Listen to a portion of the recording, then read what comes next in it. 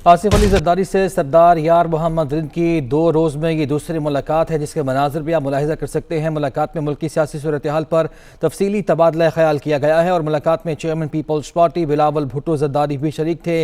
इससे पहले ये भी खबरें सामने आ चुकी हैं कि सरदार यार मोहम्मद रिंद और बलोचिस्तान की कुछ जो सियासी शख्सियात हैं वो पीपल्स पार्टी में शमूलियत इख्तियार करने जा रही हैं। अलबत्ता इजराई दावा कर रहे हैं आसिफ जरदारी से सरदार यार मोहम्मद रिंद की 2 रोज़ में ये दूसरी अहम मुलाकात है और मुलाकात में मुल्क की सियासी सूरत हाल पर तफसीली तबादला ख्याल किया गया है और इस मुलाकात में chairman peoples party Bilawal Bhutto Zardari भी शरीक थे।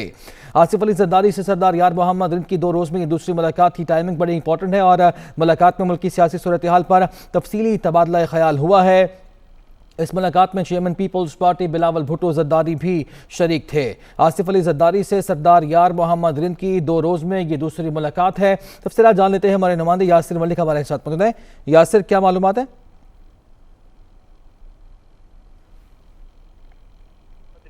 साबिक सदर आसिफ अली जरदारी से और ये 2 दिन में उनकी दूसरी मुलाकात थी। मुलाकात तकरीबन 1.5 घंटे तक जारी रही। जो सरदार यार मोहम्मद रिंद हैं वो मुलाकात के लिए साबिक सदर आसिफ अली जरदारी की रिहाइशगाह फेट पहुंचे, जहां पे उन्होंने उनसे मुलाकात की और इस मुलाकात में बिलावल भुट्टो जरदारी भी शरीक थे।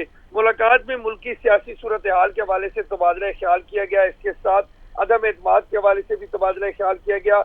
यार मोहम्मद रिंद और जाम कमाल की भी जो आपस में मुलाकात हुई है, यार मोहम्मद रिंद ने उस मुलाकात के हवाले से भी साबिक सदर आसिफ अली जरदारी को बताया कि अब तक उनके साथ जो MNAs हैं, अरकान कौमी असम्बली है बलोचिस्तान से, उनके हवाले से भी तबादला ख्याल किया गया।